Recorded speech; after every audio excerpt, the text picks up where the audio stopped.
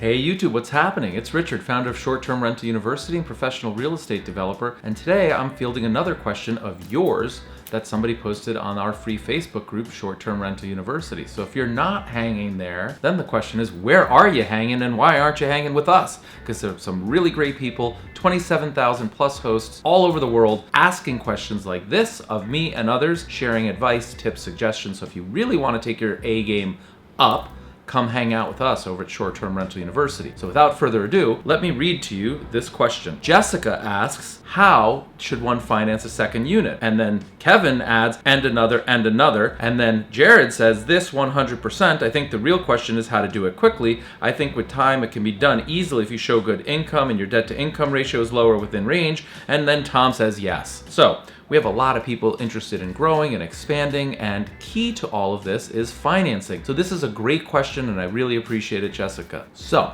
at STRU Live in the Outer Banks, which is from May 1st through the 4th, that's session 1, and May 5th through the 8th, which is session 2. And if you haven't bought your tickets, I don't know when this is going to be released. We might be sold out. If not, it could happen any day. Click on the description below and buy your tickets and come hang out with us. And Adam from Host Financial, our gold sponsor, is bringing an entire team of finance experts to help you with just that. Looking at your numbers, looking at all of your properties, figuring out what they can finance. I know there will be deals done while we're present and financing secured. Adam and his entire team, our gold sponsor at STRU Live, OBX, at Edge Camp Sporting Club. This is what they do, live, breathe, 24/7, 365. And believe you me, they finance all of my deals, so Adam is working for me 24/7, 365. That is the first key thing. You have to get out of financing this as like a second home or a third home or a fourth home. I think we all start there because the rates are great. It's what we know. We go to the local bank and all of that. And that's wonderful, but that's going to be a slow road to growing and expanding your real estate empire. A faster road, a faster like on-ramp, if you will, is to use asset-based income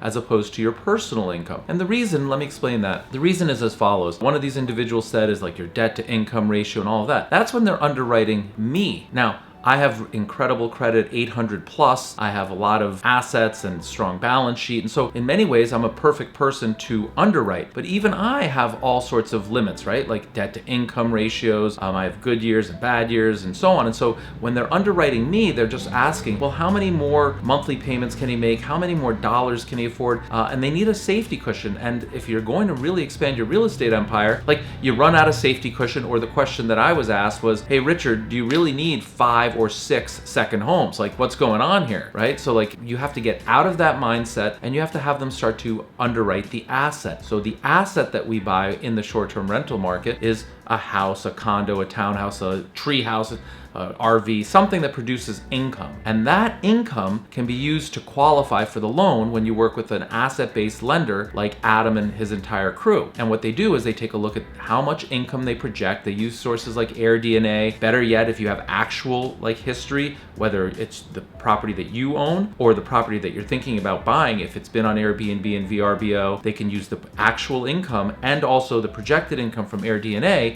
and say, this thing has a 1.25 debt coverage ratio, meaning the amount of money that comes in the door more than covers the monthly payments for the debt, the taxes, the insurance, etc. So like it is cash flow positive. And as a result of that, they will often loan against the asset itself and keep you out of the picture. Now, you have to personally guarantee it. They check your credit and so on and so forth. But the nice thing about this is twofold. One, you can grow as quickly as you need to, assuming that you have equity to put down the down payment, which is, Adam could tell you, in the 20 to 30% range. So as long as you have the equity, you can continue to grow. You can grow past 5, 6, 10, 20. It doesn't really matter because they're underwriting the asset as opposed to the individual. And then the second key thing, which has helped me tremendously, is it keeps all of these liabilities actually off of your personal credit score, so that when you go to get your own personal home or your own personal car loan, like it's a business. I run everything through different LLCs, and my LLCs have obligations. Again, I'm the personal guarantor,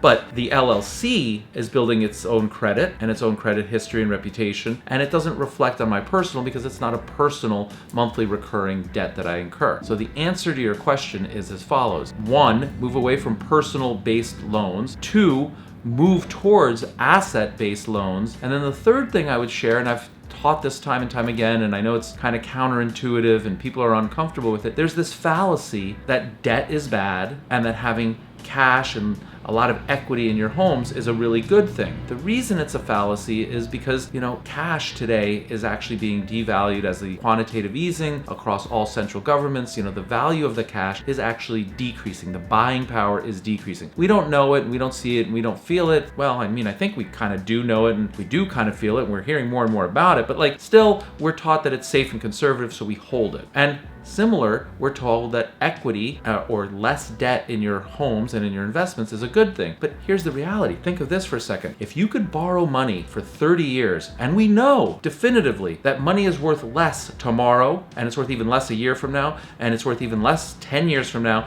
and 30 years from now it's practically worthless, and you can borrow it cheap because interest rates are low, why wouldn't you take as much debt, within reason, be conservative at your own pace? But for me personally, I would borrow as much as I could, knowing that my repayments are going to be worthless in the future, and I would continue to grow my income producing assets today. So again, do it at your own pace, whatever you're comfortable with. I'm not suggesting, you lever up. That's we just had a hedge fund family office just blow up with too much leverage, right? There is a limit, but if you've got 50% LTV in your home, why not take a refinance loan and take it to 70% or 80% LTV? Those are still relatively conservative numbers, and take that cash out and use that cash to buy another property or two or three, depending on how much cash that is. But, right now at these interest rates, and with the fact that all this currency is being circulated, printed, and the Federal Reserve is just going brrr, borrow cheap, buy more income producing property, and assets are inflating, right? Real estate values are going up because of all this additional cash. So those are the components to growing your business, scaling more quickly, and financing your next unit, the third, the fourth, the fifth, the sixth, the seventh, as much as you can put down in terms of equity. Where do you get the equity? Consider refinancing, cash out refinance, and then reinvest and grow and use an asset-based lender like Adam from Host Financial, our short-term rental university sponsor, which reminds me, I'm going to pitch it one more time. If we're not sold out, buy your ticket now, because you will absolutely grow and have a tremendous return on your own personal investment in yourself, not only next year, but for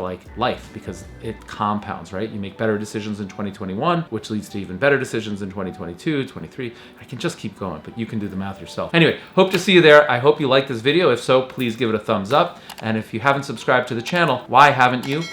Finally, come check us out at the Short Term Rental University Facebook group. The best is yet to come, friends.